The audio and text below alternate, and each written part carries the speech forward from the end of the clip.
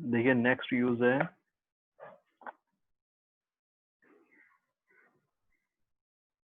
Transistor as an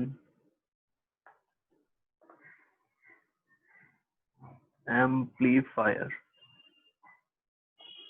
amplifier क्या होता है? बेसिकली एक ऐसी डिवाइस जिसकी हेल्प से हम किसी भी सिग्नल के वेवफॉर्म को बिना चेंज करे सिर्फ उसके मैग्नीट्यूड को या उसके एम्पलीट्यूड को चेंज कर दें।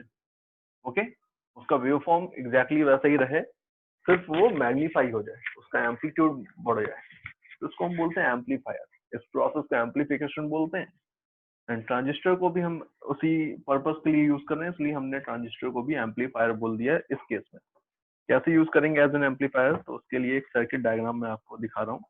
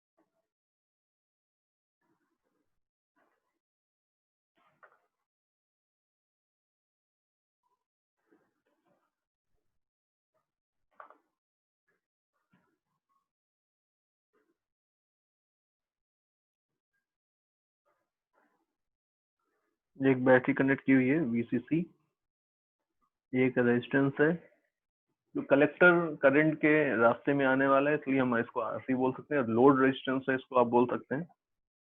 इसके अक्रॉस जो आपको पोटेंशियल डिफरेंस मिलेगा इस अरेंजमेंट के अक्रॉस, इसको हम बोल रहे हैं दिस इज आउटपुट वोल्टेज। इसको आउटपुट वोल्टेज बोला हुआ है मैंने।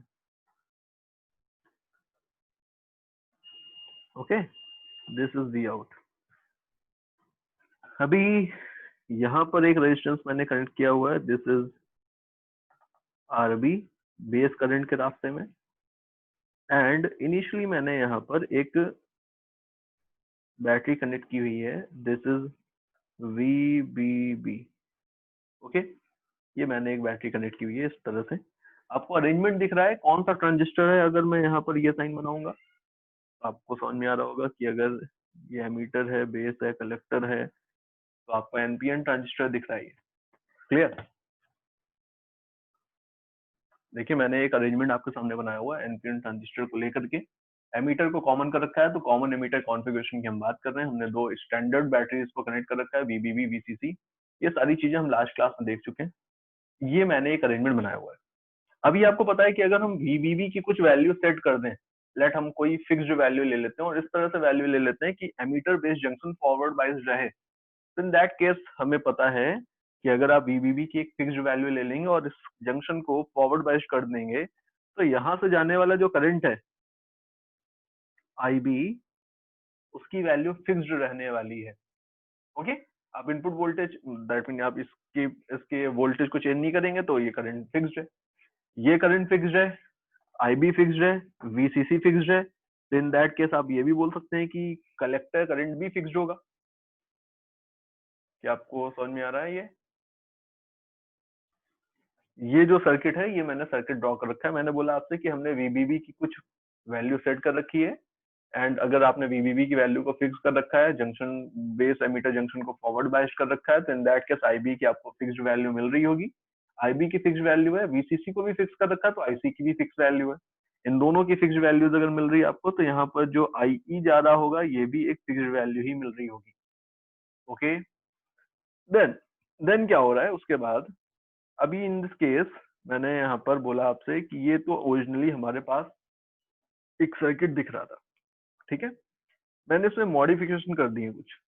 मैंने यहाँ पर इस सर्किट के अंदर इस पार्ट पे ये जो बैटरी कनेक्टेड थी ये तो थी ही, मैंने यहाँ पर एक वेरिएबल सप्लाई कनेक्ट कर दी है। देखिए मैंने क्या किया हुआ है, एक वेरिएबल सप्लाई कनेक्ट की हुई है जिसको मैं बोल रहा हूँ वी इनपुट। दैट मीन जिस सिग्नल का मुझे एम्पलीफिकेशन करना है वो मैंने यहाँ पर वो वाली मैंने सप्लाई यहाँ पर दे दी है।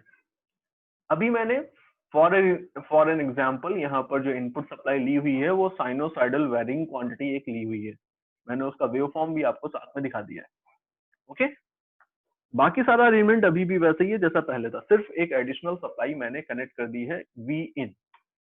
ओके, आप बोलेंगे कि भाई अगर यहाँ पर इस केस में देखें तो इन दोनों पॉइंट के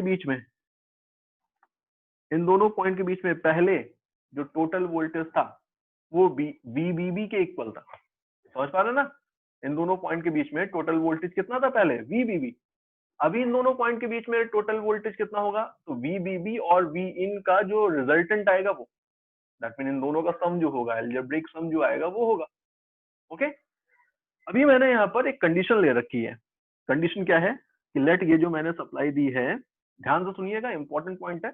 लेट मैंने ये जो सप्लाई दी है उसके लिए मैंने वैल्यूज ले रखी है 3 वोल्ट माइनस 3 वोल्ट। मतलब ये जो इनपुट सप्लाई मैंने कनेक्ट कर रखी है ये 3 वोल्ट तक जाती है, माइनस 3 वोल्ट तक प्लॉट कराती है। समझ पा रहे हैं?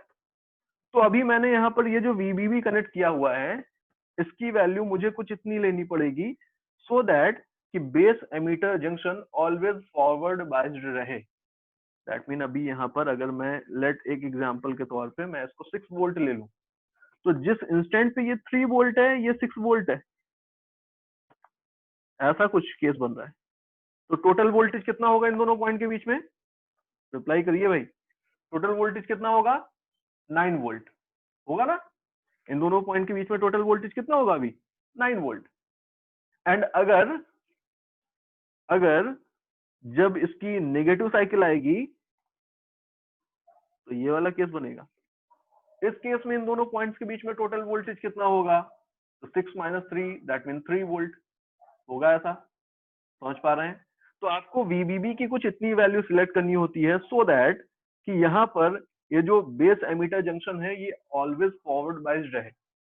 अगर आप यहाँ पर कोई वैल्यू इस तरह सिलेक्ट कर लें, लेट हमने यहाँ पर 2 वोल्ट का वीबीबी यहाँ पर ले लिया है, तो अभी यहाँ पर प्रॉब्लम क्या आएगी, जब वी इन की पॉजिटिव साइकिल होगी तब तो इन दोनों के वोल्टेज ऐड हो रहे होंगे। पॉजिटिव साइकिल में जब पीक आएगा तब इसका वोल्टेज कितना होगा इन दोनों पॉइंट के बीच में, तो आपको 5 वोल्ट दिख रहा है ना? बट जब यहाँ पर नेगेटिव साइकिल आएगी तो ड्यूरिंग द नेगेटिव साइकिल उसमें भी पीक वैल्यू वाले इंस्टेंट को देखें तो ये माइनस का 3 वोल्ट होगा, ये 2 वोल्ट होगा।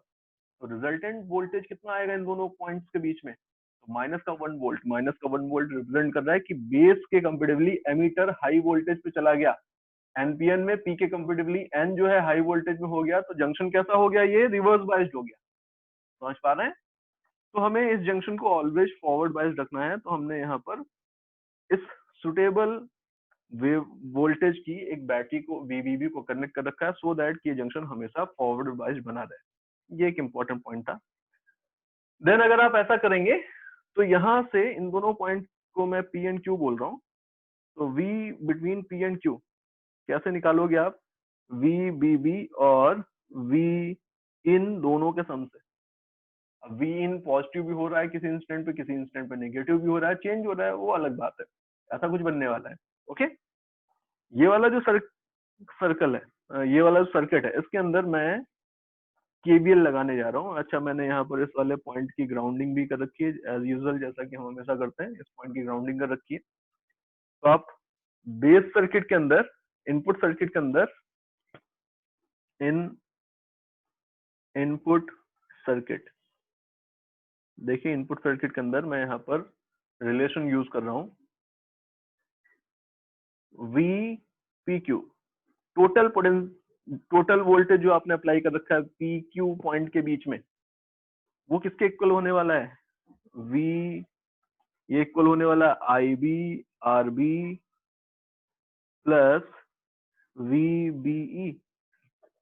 बताइए किसके इक्वल होने वाला, IB RB into VBE। VBE means base और एमीटर के बीच का पोटेंशियल डिफरेंस जो होगा, यहाँ पर आप ले रहे हो, एंड IB RB। समझ पा रहे हैं क्या? ओके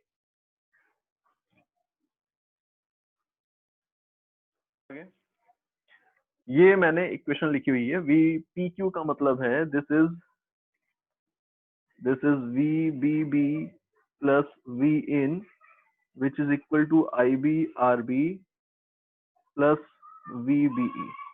यहाँ से मैं Vin लिखूंगा अगर, so this will be IB RB plus VBE minus VBB। ये मुझे एक इक्वेशन मिली है, ठीक है।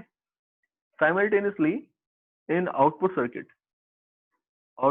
को देखिए,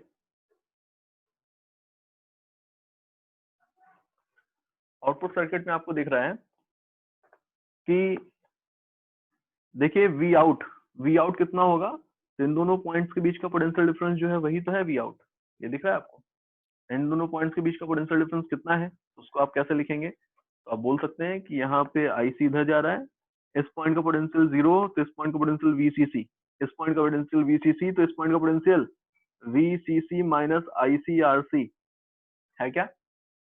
तो total potential difference point R और पॉइंट S के बीच में कितना है, दैट मीन वी आउट कितना है, तो V out VCC minus ICRC है।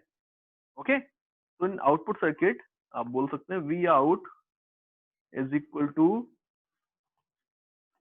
VCC माइनस ICRC, ये बन रहा है, ठीक है। क्लियर, मैंने ये इक्वेशन लिखी हुई है, इक्वेशन नंबर 2।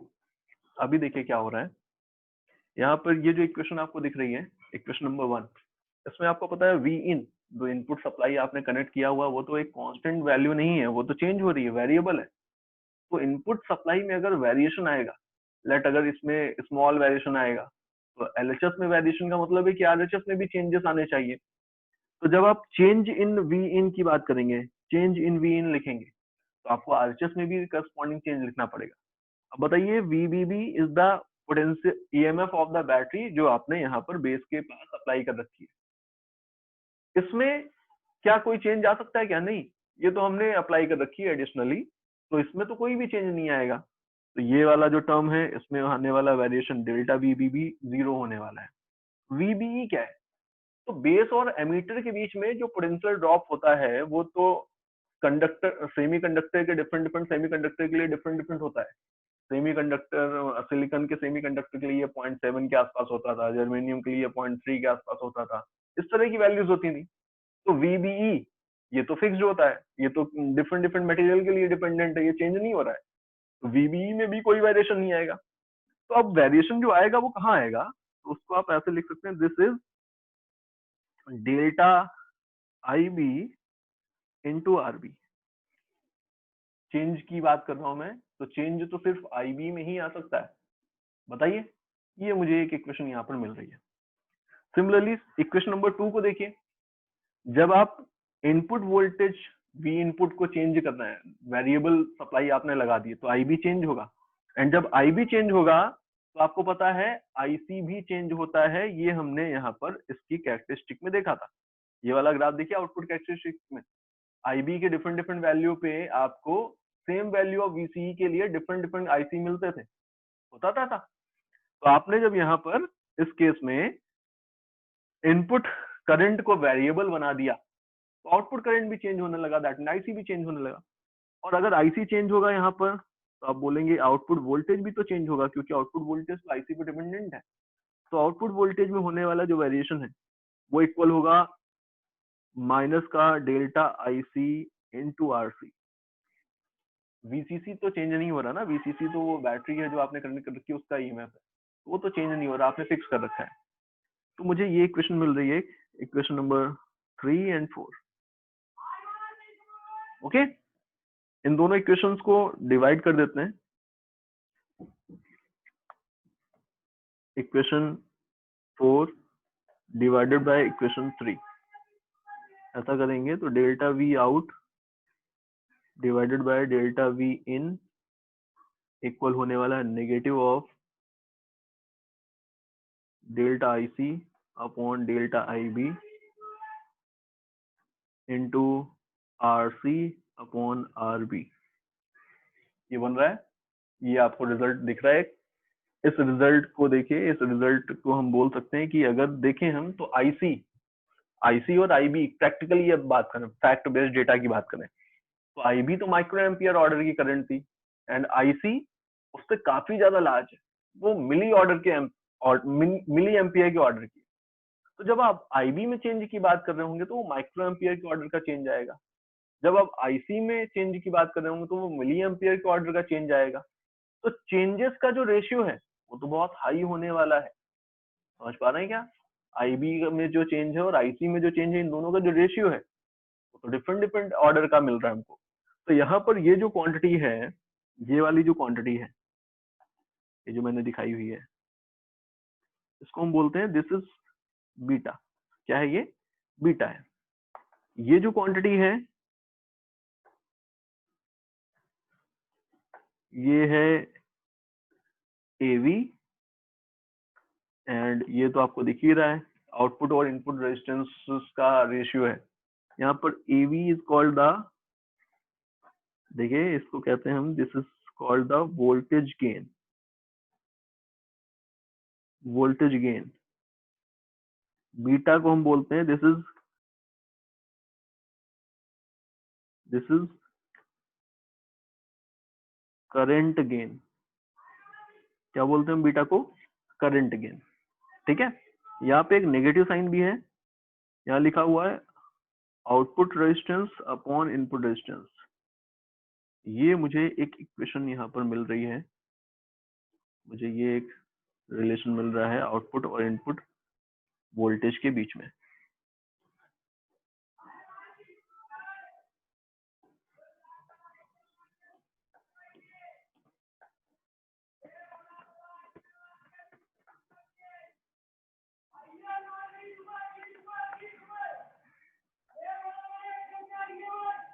Okay, clear? अभी मैंने आपके सामने एक रिजल्ट लिखा हुआ है। आपको अगर ये पॉइंट समझ पा रहे हैं कि आईसी के कंपेरेटिवली आईबी बहुत स्मॉल होता है, तो आईसी में आने वाले चेंज के करस्पॉन्डिंग आईबी में आने वाला चेंज भी बहुत स्मॉल होगा, तो बीटा की वैल्यू बहुत हाई। बीटा की वैल्यू अगर हाई होगी तो आप यहाँ पर ये रिजल्ट जो देख रहे हैं इससे आप लिख सकते हैं डेल्टा वी आउट इक्वल होने वाला है माइनस का बीटा इंटू आर सी मतलब आउटपुट रेजिस्टेंस, आर ई मतलब R input resistance into delta V in. समझ पा रहे हैं? इस क्वांटिटी को देखिए ये बहुत हाई है, इस क्वांटिटी को देखिए तो आउटपुट रेजिस्टेंस और इनपुट रेजिस्टेंस हम अपने अकॉर्डिंगली सेट कर सकते हैं। जनरली इनपुट रेजिस्टेंस और आउटपुट रेजिस्टेंस के बीच में भी ऐसा ही वेरिएशन हम रखते हैं। आउटपुट रेजिस्टेंस हम बहुत हाई लेते हैं और input comparatively to output resistance small लेते हैं, सो दैट कि आपको ये वाली जो क्वांटिटी है ये भी मोर देन 1 मिलेगी। तो ये क्वांटिटी भी मोर देन 1 है। समझ पा रहे हैं? ये वाली क्वांटिटी मोर देन 1 है एज वेल एज ये वाली क्वांटिटी मोर देन 1 है। दोनों क्वांटिटीज अगर मोर देन 1 है तो ये ओवरऑल ये जो क्वांटिटी आ रही है ये क्या है? मोर देन 1। ओके, तो आपको इस रिलेशन से दिख रहा होगा कि डेल्टा वी आउट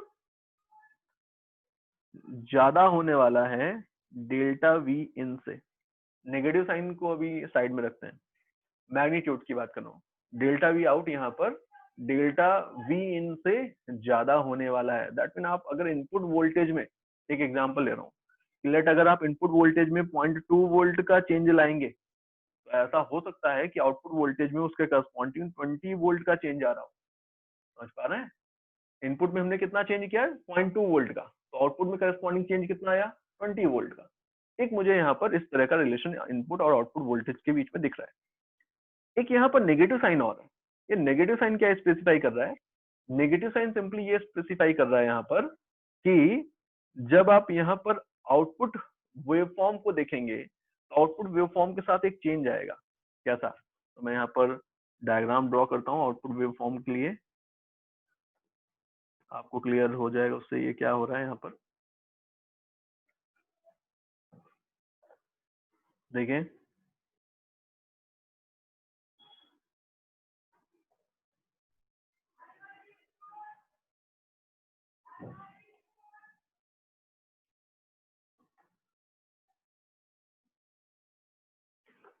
आपको दिख रहा है क्या डायग्राम? दोनों डायग्राम में क्या फर्क है बताइए। तो आप बोल सकते हैं कि दोनों डायग्राम में हमें ये चेंज दिख रहा है कि जो इनपुट साइकिल थी उसकी इन्वर्टेड फॉर्म में हमें आउटपुट साइकिल मिल रही है। दैट मीन दोनों अपोजिट फेज में है। जब इनपुट वोल्टेज मैक्सिमम हुआ था तब इनपुट वोल्टेज अपने लोवेस्ट पॉसिबल वोल्टेज पे था, एंड जब इनपुट लोवेस्ट पॉसिबल वोल्टेज पे पहुंचा तो आउटपुट मैक्सिमम हो गया है। समझ पा रहे क्या? तो दोनों अपोजिट फेज में। ये अपोजिट फेज में होने का मतलब ही है यहाँ पर ये जो नेगेटिव साइन दिख रहा है। तो आप यहाँ पर ये पॉइंट याद रखेंगे, negative sign indicates that output voltage is opposite in phase with input voltage. Okay, clear है? देन क्या हो रहा है, एक और क्वांटिटी हम यहाँ पर डिफाइन करते हैं। आपने करंट गेन देख लिया कि current gain beta, beta is the current gain की वैल्यू भी मोर देन 1 है, वोल्टेज गेन की वैल्यू भी मोर देन 1 है। तो इनपुट सर्किट में पावर का डिस्ट्रीब्यूशन और आउटपुट सर्किट में जो पावर का डिस्ट्रीब्यूशन है उनके बेसिस पे हम यहाँ पे एक और क्वांटिटी डिफाइन करते हैं जिसको हम बोलते हैं पावर गेन। क्या बोल रहे हैं? Power gain. पावर गेन को, जितने भी गेन है उनको हम कैपिटल ए से रिप्रेजेंट कर रहे हैं, एंड सफिक्स में पावर के लिए बात हो रही है तो एपी मैंने बोल दिया है। ये इक्वल होने वाला है current gain into voltage gain.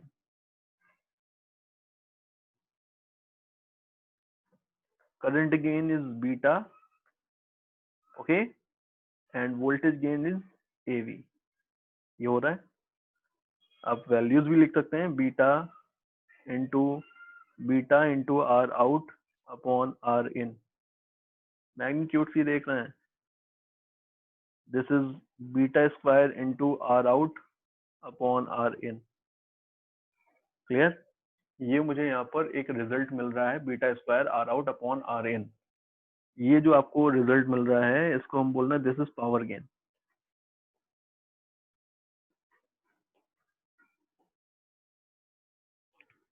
Power gain की वैल्यू भी आपको मोर देन 1 ही मिलने वाली है। क्यों ऐसा हो रहा है? क्योंकि आपको बीटा की वैल्यू भी मोर देन 1 ही गिवन है, R out upon R in की वैल्यू भी मोर देन 1 गिवन है, दोनों का प्रोडक्ट मोर देन 1 ही आने वाला है। ओके, तो पावर गेन भी इसमें आपको मिलता है। जब आप एम्पलीफायर की बात कर रहे हैं, ट्रांजिस्टर एज एन एम्पलीफायर, तो आपको पावर भी वहां पर एम्पलीफाइड होता हुआ दिख रहा है। बट इसका मतलब समझिए आप, पावर तो एनर्जी से रिलेटेड है, एंड एनर्जी को तो प्रोड्यूस नहीं किया जा रहा है यहाँ पर। यहाँ पर आपने कोई ऐसी डिवाइस थोड़ी लगाई जो एनर्जी को यहाँ पर प्रोड्यूस कर रही है। तो बेसिकली यहाँ पर क्या हो रहा है, पावर गेन का यहाँ पर सेंस क्या है कि सिर्फ हमने जो बैटरीज यहाँ पे एडिशनली कनेक्ट की है, उन बैटरीज के अंदर जो स्टोर्ड एनर्जी थी वो एनर्जी यहाँ पर आउटपुट सर्किट के अंदर आपको डिसिपेट होती हुई दिख रही होगी। तो इनपुट के कंपेरेटिवली आउटपुट सर्किट के अंदर ज्यादा यहाँ पर एनर्जी का कंजम्पशन हो रहा होगा। ओके, तो हम यहाँ पर ये बोल सकते हैं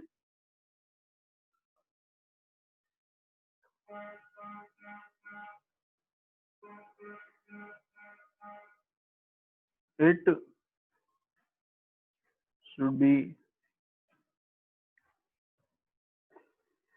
noted that transistor is not a power generating device.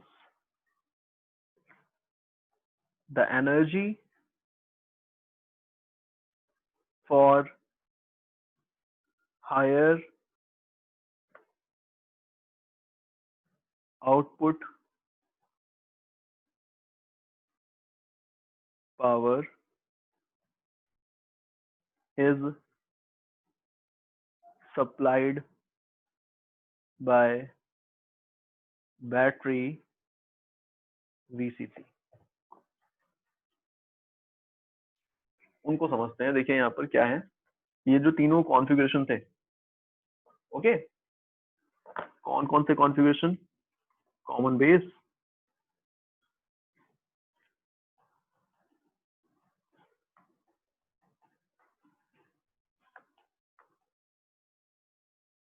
Common base configuration, common emitter configuration and common collector configuration.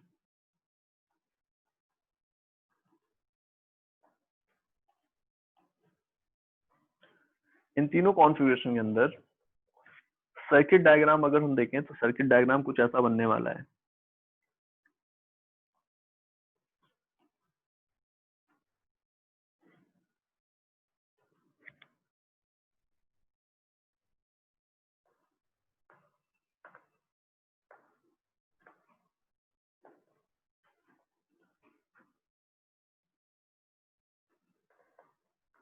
Ammeter, base, collector. कौन किसको कॉमन कर रखा है? बेस को। ओके, कॉमन एमीटर कॉन्फ़िगरेशन तो अभी हम देख ही रहे थे।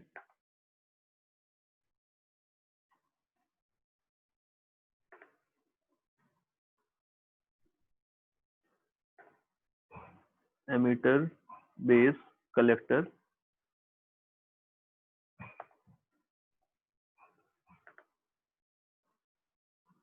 किसको कॉमन कर रखा है? एमीटर को। देन सिमिलरली यहाँ पर मैंने ऐसा सर्किट डायग्राम बना दिया,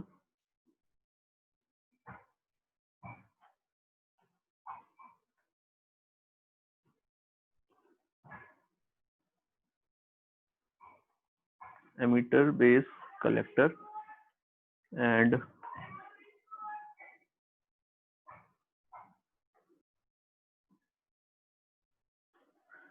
कौन कॉमन है इस बार? कलेक्टर कॉमन है। तीन कॉन्फ़िगरेशन, तीनों कॉन्फ़िगरेशन के अंदर, तीनों कॉन्फ़िगरेशन के अंदर देखिए इनपुट रेजिस्टेंस कहां पर कनेक्ट करेंगे, आउटपुट रेजिस्टेंस कहां पर कनेक्ट करेंगे। तो आप यहां पर बोल सकते हैं ये वाला जो सर्किट है, यहाँ पर हम इनपुट रेजिस्टेंस कनेक्ट करने वाले हैं, ठीक है। यहाँ पर हम क्या करने वाले हैं, ये एक मिनट 1 मिनट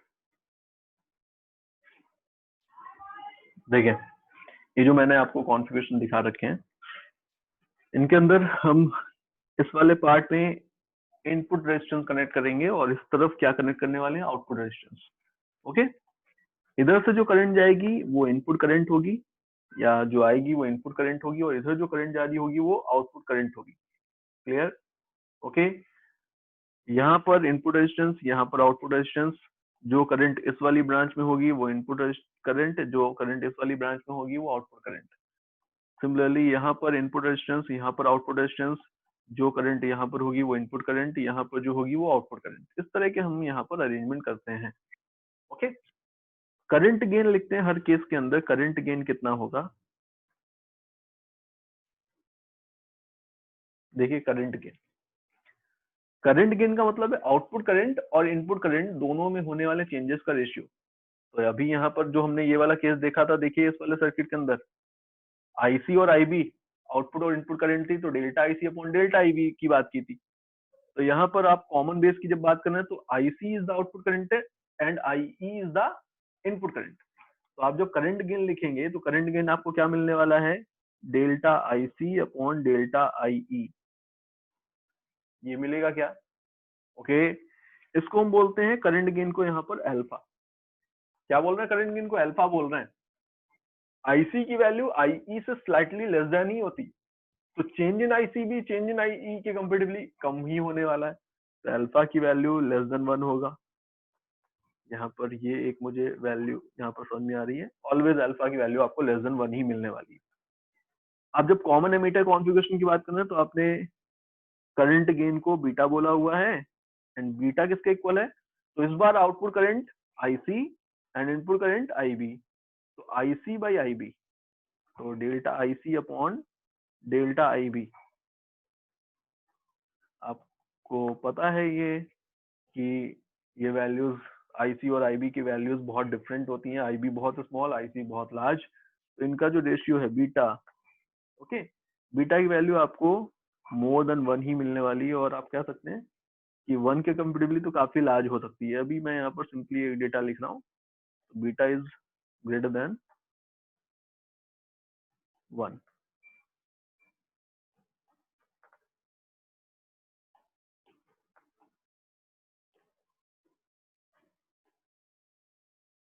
नेक्स्ट है, नेक्स्ट केस में करंट गेन किसको बोलेंगे, तो गामा होगा, एंड गामा को आप कैसे लिखोगे, तो अभी यहाँ पर आउटपुट करंट कौन है, आईई, इनपुट करंट कौन है, आईबी, तो delta IE upon delta IB ये बनेगा, ओके।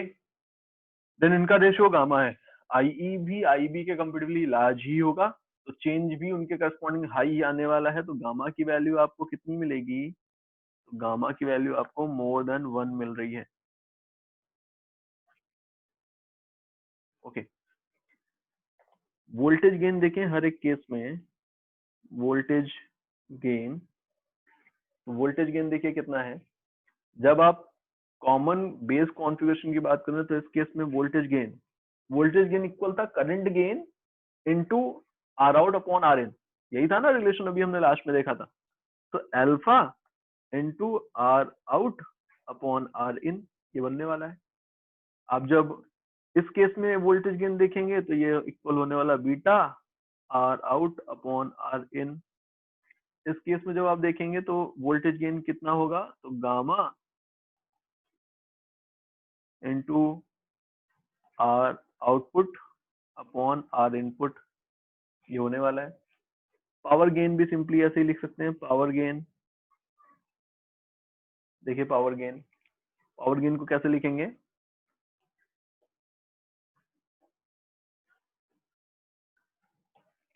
पावर गेन, तो power gain voltage gain into current gain दोनों का प्रोडक्ट, तो ये इक्वल होने वाला alpha square R out upon R in,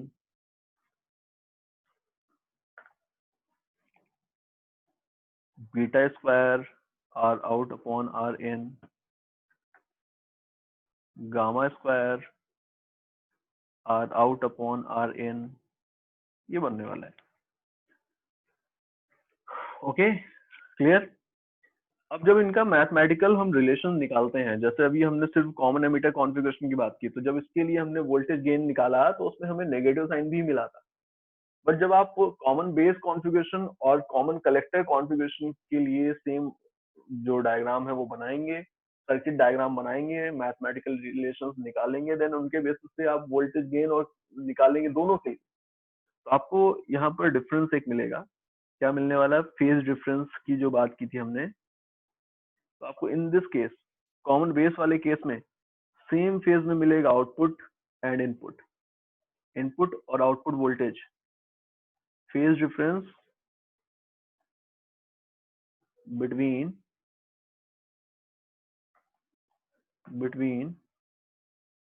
we in and V out आपको 0 मिलेगा, इसमें भी 0 मिलेगा, और यहाँ पर कितना था, अपोजिट फेज में थे, 180 डिग्री था, ओके। तो अपोजिट फेज में होते हैं, केवल अपोजिट फेज में होता है आउटपुट वोल्टेज कब, जब आप कॉमन एमीटर कॉन्फ़िगरेशन की बात करें।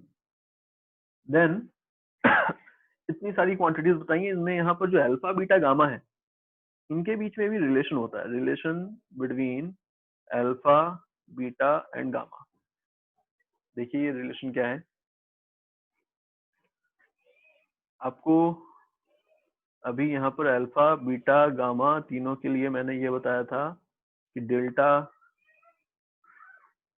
देखिए अल्फा के लिए मैंने क्या बताया था आपको, अल्फा के लिए बताया था आई सी अपॉन डेल्टा आई ई ये होता है, ओके।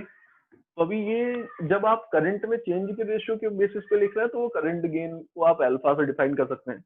अब इस चेंज को मैं ऐसे भी लिख सकता हूँ कि किसी पर्टिकुलर इंस्टेंट पे जब आईसी 0 रहा होगा तो उसके करस्पॉन्डिंग आईई भी 0 रहा होगा, फिर जब आपने आईसी की वैल्यू को बढ़ा करके आईसी ही कर दिया तो उसके करस्पॉन्डिंग आईई की वैल्यू बढ़ करके भी आईई हो गई है, तो चेंज कितने का, IC minus zero upon IE minus zero. बताइए समझ पा रहे हैं मेरी बात? चेंज लिखना है ना आपको। तो जब IC जीरो था तो उसके करस्पॉन्डिंग IE जीरो था। तो जब IC की वैल्यू बढ़ करके IC हो गई तो IE की वैल्यू भी जीरो से बढ़ करके IE हो गई। तो चेंज कैसे लिखेंगे? ऐसे ही लिखेंगे ना, फाइनल माइनस इनिशियल IC के लिए and final minus initial IE के लिए, दोनों का रेशियो कितना? अल्फा। इसको सॉल्व कर रहे हैं यहाँ से, तो आपको दिख रहा है IC अपॉन IE भी अल्फा लिखा जा सकता है। तो ये जो मैंने अभी आपको पॉइंट बताया है, इस पॉइंट के बेसिस पे आप IC, अल्फा, बीटा और गामा इन सब की वैल्यूज को डिफाइन कर सकते हैं इसी फॉर्म में। कैसे? आप बोल सकते हैं कि alpha, beta and gamma. Alpha means IC upon IE, beta means IC upon IB and gamma means IE upon IB। ये तीनों ही वैल्यूज यूज करेंगे हम, ठीक है। रिलेशन निकालते हैं अल्फा, बीटा और गामा के बीच में। तो आपको ये रिजल्ट तो पता ही है कि IE हमेशा IC प्लस IB के इक्वल होता है। ओके, ये हमेशा इक्वल होता है, ये तो पता ही है हमको। देन इस रिलेशन को मैंने IC से डिवाइड कर दिया। किससे डिवाइड किया? IC से डिवाइड कर दिया। तो IE बाई IC इक्वल आ गया है 1 प्लस IB बाई IC। आ जाएगा? Okay. IE by IC, IE by IC देखिए इस तरफ, यहाँ पर देखिए IE बाई IC यहाँ से क्या आने वाला? 1 by alpha. So this is 1। IB by IC, तो IB बाई IC देखिए यहाँ से कितना आने वाला है? 1 बाई बीटा। तो दिस इज 1 बाई बीटा। इसको सॉल्व कर दीजिए। यहाँ से बीटा प्लस 1 अपॉन बीटा, तो इनवर्स करेंगे तो beta upon 1 plus beta.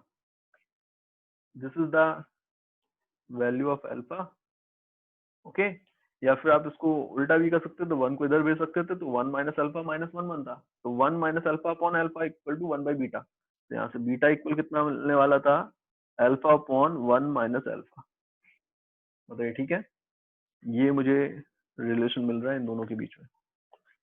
Then beta and gamma के बीच में रिलेशन निकालना था, तो मैंने again IE is equal to IB plus IC लिया हुआ है। ओके, मैंने इस बार IB से डिवाइड कर दिया, तो IE upon IB is equal to 1 plus IC upon IB, ये बनेगा। ओके, इसके अंदर, इस इक्वेशन के अंदर IE बाई IB का मतलब है गामा। IE बाई IB क्या है? गामा है, यहाँ पर दिख रहा है ये इक्वल है 1 प्लस IC बाई IB क्या है? बीटा। तो ये आपको एक रिलेशन मिल रहा है, ये रिलेशन मिल रहा है आपको गामा और बीटा के बीच में। ओके, तो इस तरह के रिलेशन यूज कर सकते हैं यहाँ पर। IE is equal to IB plus IC मैं लिख सकता हूँ। मैं अगर देखो यहाँ पर, तो मैं gamma equal to 1 plus beta, beta means alpha upon 1 minus alpha लिखा जा सकता है। तो गामा कितना आ रहा है?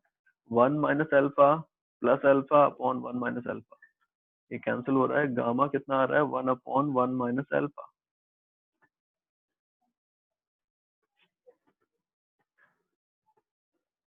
और बहुत बेसिक क्वेश्चन से लेकर के अच्छे लेवल तक के क्वेश्चंस बनते हैं। सबसे बेसिक क्वेश्चन जो पॉसिबल है इस एक एमीटर ट्रांजिस्टर पे बेस्ड, वो किस तरह के हो सकते हैं? तो आपसे ऐसा कुछ बोला जा सकता है, इन अ transistor,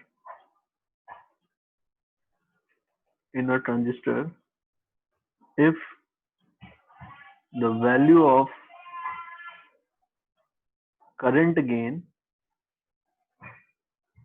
in case of common emitter configuration is 50, find the current gain that would be obtained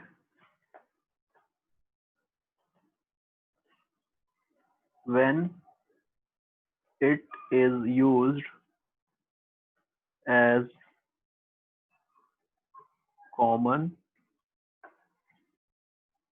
base when it is used in common base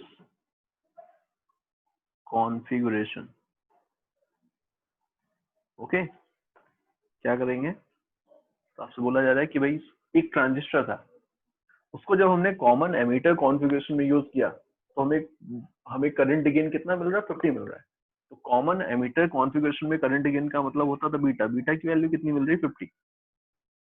then हमको करंट गेन बताना है जब हम इसको कॉमन बेस कॉन्फ़िगरेशन में यूज करेंगे। तो common base configuration की मींस कि कॉमन बेस कॉन्फ़िगरेशन में जो हमें करंट गेन मिलता है वो तो अल्फा होता है, तो हमें अल्फा बताना है। अल्फा का एक्सप्रेशन अभी हमने यहाँ पर लिखा हुआ beta upon 1 plus beta. Simply यहाँ पर आपको 0.98 फॉर्मूला बेस्ड क्वेश्चन हो गया, आपको वैल्यूज रखनी है, सॉल्व करना है।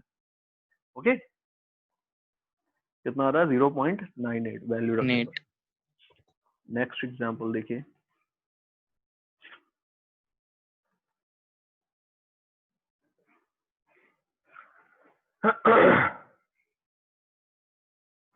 In a transistor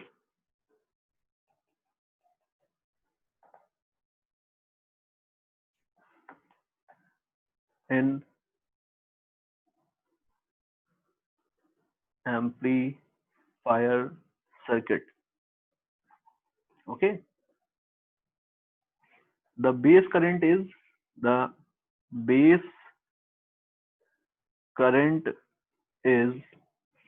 100 microampere and the collector current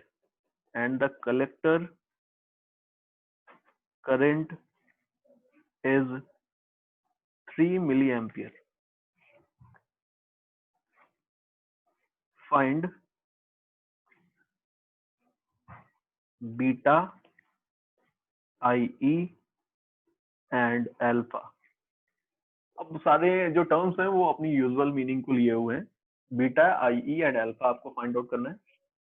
second part में आपको बताना है if a change of 20 microampere in base current produces a change of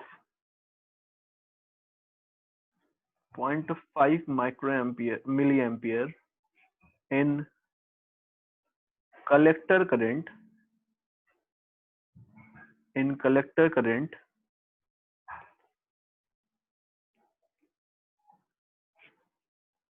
calculate beta again. Okay, clear? तो बीटा 30 है, ठीक है, अल्फा 0.96 हाँ ठीक है, लगभग इतना ही आएगा। और ओके, आई है 3.1 इंटू 10 की पावर -3। 3.1 milli ampere. ठीक है, ओके। तो भाई पार्ट 1 आपको बीटा निकालना था।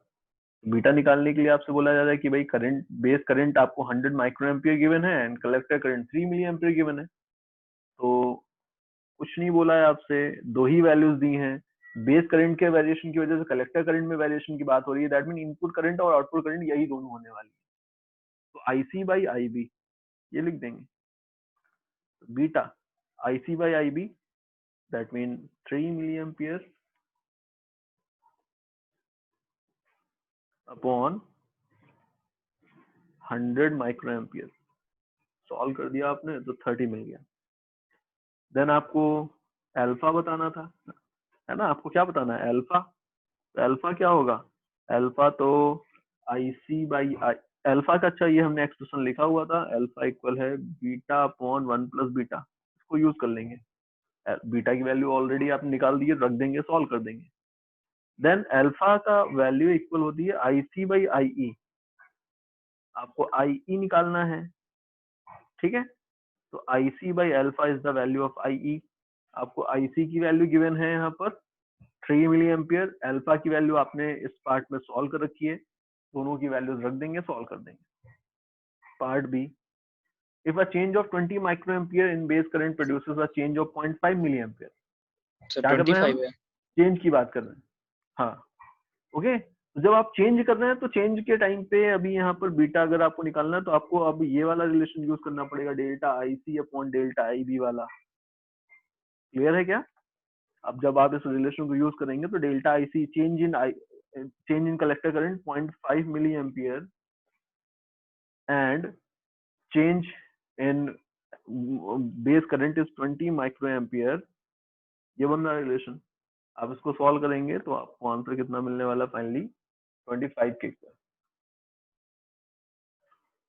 नेक्स्ट देखें,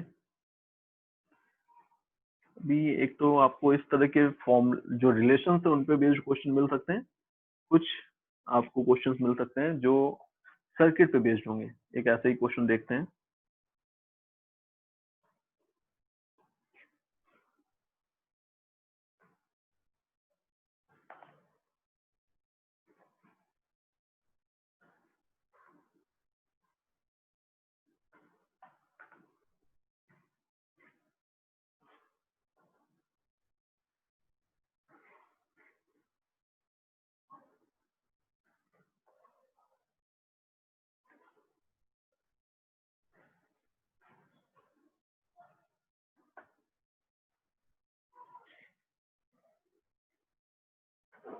चलिए देखिए,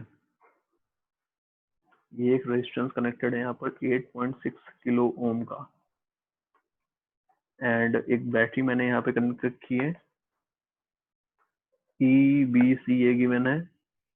आपको दिख रहा है कि एनपीएन ट्रांजिस्टर हो गया ये, एंड यहाँ पर एक बैटरी मैंने कनेक्ट कर रखी है। कैसे? 5 वोल्ट की बैटरी मैंने कनेक्ट कर रखी है।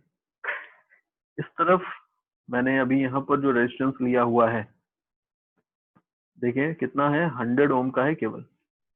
एंड मैंने यहाँ पर जो बैटरी कनेक्ट की हुई है, दिस इज ऑफ 10 वोल्ट। इस पॉइंट की मैंने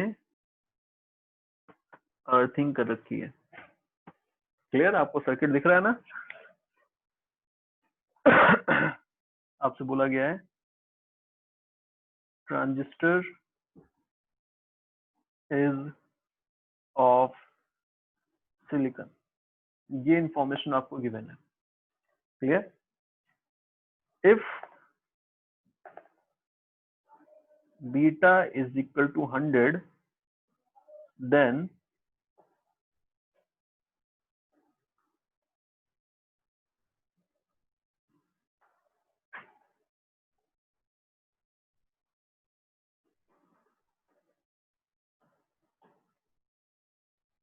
if beta is equal to 100, then find base current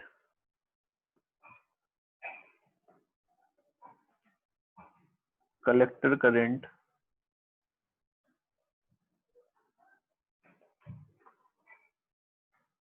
VCE।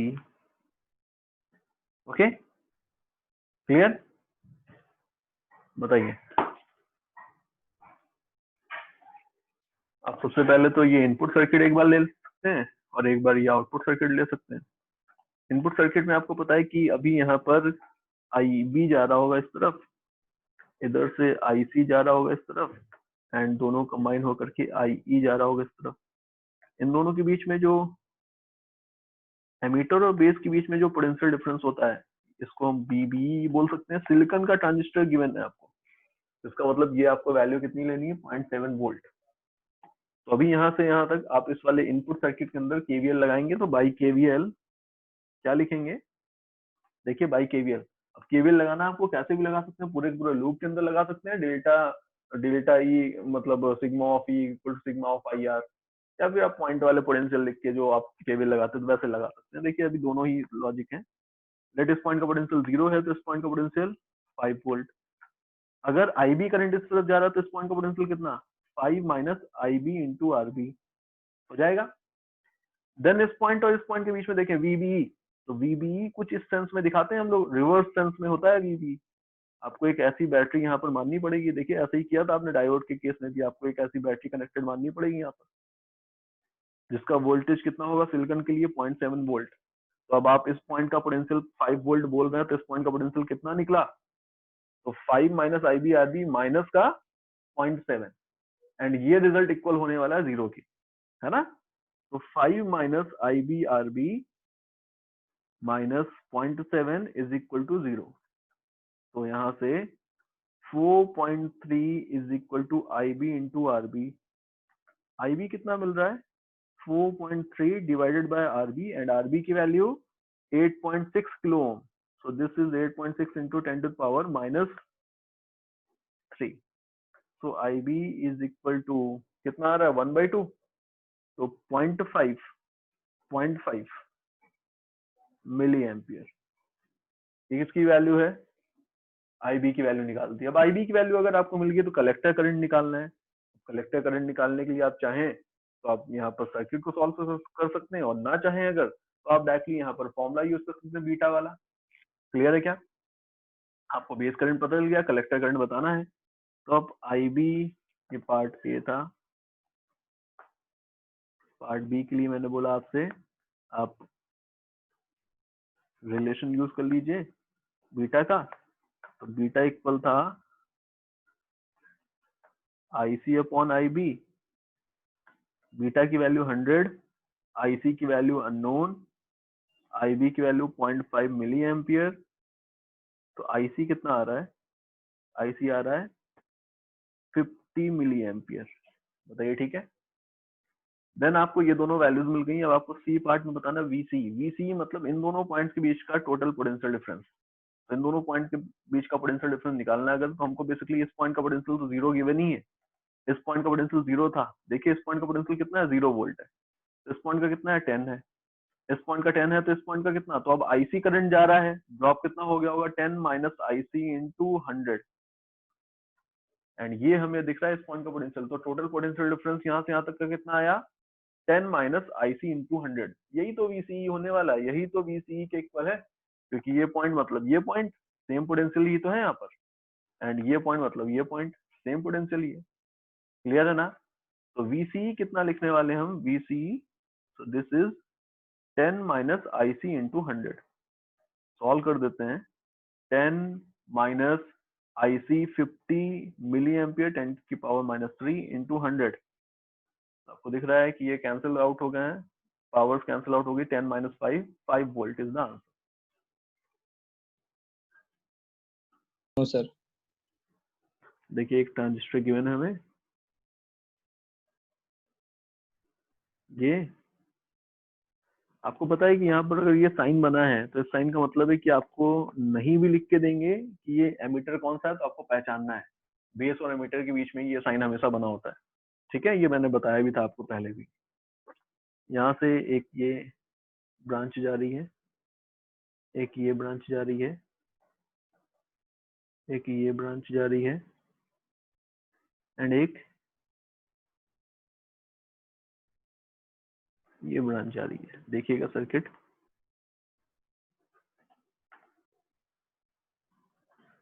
एक रेजिस्टेंस यहाँ पे कनेक्टेड है, एक रेजिस्टेंस यहाँ पे कनेक्टेड है,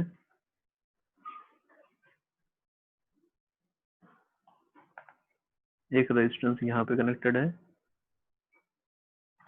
इस पॉइंट की मैंने अर्थिंग कर रखी है, एंड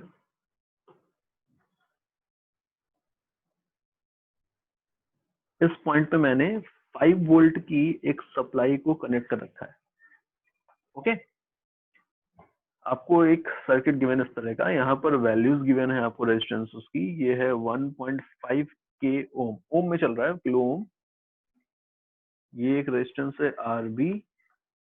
ये यहाँ पर आपको दिख रहा है कि यहाँ पर एक रेजिस्टेंस कनेक्टेड है, ये है 1 kilo Om.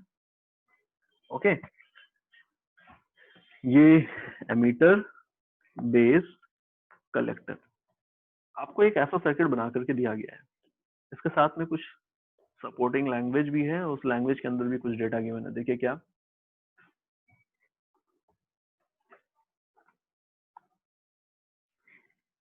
Find approximate find approximate value of base current find the approximate value of base resistance at which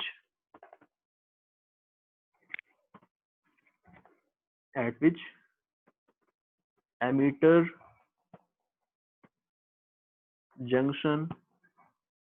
base junction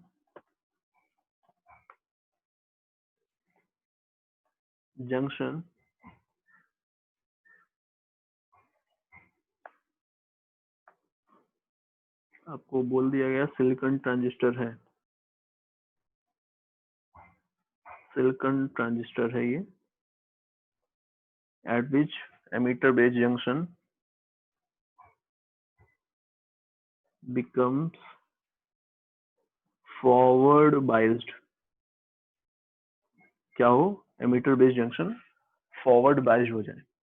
okay आपको एडिशनली कुछ इंफॉर्मेशन गिवन है. कलेक्टर और एमीटर इन दोनों के बीच में टोटल पोटेंशियल डिफरेंस 2.5 वोल्ट है. कितना है? 2.5 वोल्ट. ओके एंड बेस और एमीटर इन दोनों के बीच में पोटेंशियल डिफरेंस कितना होगा? 0.7 वोल्ट होगा, क्योंकि ये सिलिकॉन का बना हुआ है इसलिए. क्लियर? ये वाली इंफॉर्मेशन आपको और गिवन है.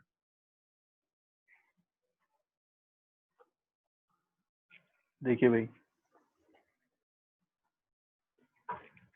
अभी यहाँ पर मैं अज्यूम कर सकता हूँ कि लेट यहाँ पर जो करंट जा रहा होगा इस तरफ, दैट इज IC. इधर जो करंट जा रहा होगा दैट इज IB.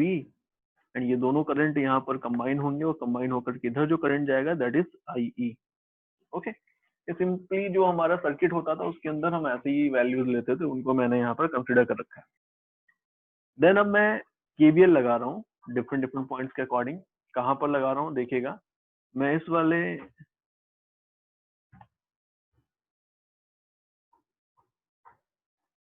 वाले सर्किट के लिए KVL लगा रहा हूँ. देख पा रहे हैं? इस सर्किट के अंदर अगर मैं KVL लगाऊंगा तो मुझे क्या रिजल्ट मिल रहे हैं. देखिएगा KVL कैसे लगा रहे हैं. तो आपको पता है इनिशियली इस पॉइंट का पोटेंशियल 5 वोल्ट था. इस पॉइंट का 5 वोल्ट है तो इसका भी 5 वोल्ट है, इसका 5 वोल्ट है तो इसका पोटेंशियल कितना है? 5 वोल्ट ही है. तो इन दोनों पॉइंट्स का पोटेंशियल 5 वोल्ट ही था. इस पॉइंट का कितना बचा? 5 माइनस IB RB, है ना? समझ पा रहे हैं ना? तो 5 माइनस IB RB. देन इस पॉइंट का पोटेंशियल अगर आपको 5 माइनस IB RB मिला है तो इस पॉइंट का भी उतना ही है, बेस का उतना ही है. अब अगर बेस का इतना है तो यहाँ पर तो पोटेंशियल ड्रॉप होगा और आपको दिख रहा है कि रिवर्स ऑर्डर में होगा, क्योंकि स्टॉपिंग पोटेंशियल होता है. ओके तो 0.7 वोल्ट का ड्रॉप यहाँ पर हो जाएगा, तो माइनस का 0.7 वोल्ट आपको और दिखाना पड़ेगा यहाँ पर. देन आप कहाँ पर पहुंच गए? इस पॉइंट के पोटेंशियल पर. इस पॉइंट का पोटेंशियल अगर आपको मिल रहा है देन आप इस पॉइंट का पोटेंशियल लिखोगे तो कितना आने वाला है? माइनस का IE RE. बताइए ये रिजल्ट बन रहा है. देन ये रिजल्ट इक्वल होगा 0 के, क्योंकि इस पॉइंट का पोटेंशियल तो 0 था, हमने यहाँ पर इसकी अर्थिंग कर रखी है. Okay clear? ये मुझे एक इक्वेशन यहाँ पर मिली है जब मैंने यहाँ पर इनपुट सर्किट को, सॉरी मैं बोल दूं, अगर यहाँ पर मैंने बेस एमीटर सर्किट को लिया है, इन बेस एमीटर सर्किट मैंने जब KVL लगाया है तो मुझे ये एक इक्वेशन मिली है. बट इस इक्वेशन को अभी हम सॉल्व नहीं कर सकते क्योंकि अननोन है बहुत सारे. IB अननोन है, RB अननोन है. ओके IE RE तो हमको पता है, बट IE अननोन है, तो ये सारे क्वांटिटीज अननोन थी. तो अभी मुझे यहाँ पर इसको सॉल्व करने के लिए कोई और इक्वेशन भी चाहिए साथ में. तो मैं एक दूसरा सर्किट ले रहा हूँ. देखिए कौन सा? तो मैं ये वाला सर्किट ले रहा हूँ इस बार. देख पा रहे हैं? तो इस सर्किट के अंदर देखिए इस बार क्या हो रहा है.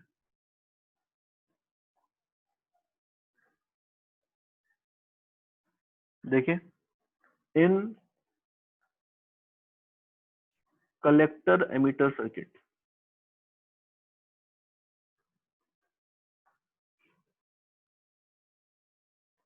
क्या हो रहा है देखिए कलेक्टर एमिटर सर्किट के बीच में। तो केवीएल लगाना है अगेन, इस पॉइंट का पोटेंशियल 5 वोल्ट था तो इस पॉइंट का पोटेंशियल 5 वोल्ट ही है, इसका 5 वोल्ट है तो इसका कितना, तो 5 minus IC into RC, okay, मतलब आईसी इंटू 1.5। देन इस पॉइंट का पोटेंशियल अगर आपको पता चल गया तो यहाँ से यहाँ तक तो ये जो पोटेंशियल डिफरेंस होगा ये तो वीसीई के इक्वल होगा, बताइए होगा ना वीसीई के इक्वल।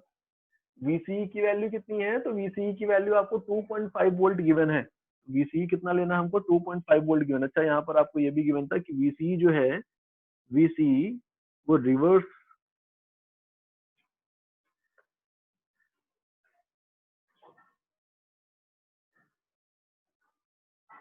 बायस्ड वोल्टेज है। तो अब वीसीई को अगर आप यहाँ पर एक बैटरी के हेल्प से दिखाना चाहेंगे तो आप ऐसे दिखा सकते हैं, VCE is equal to 2.5 volt.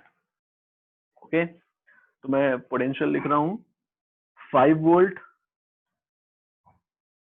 By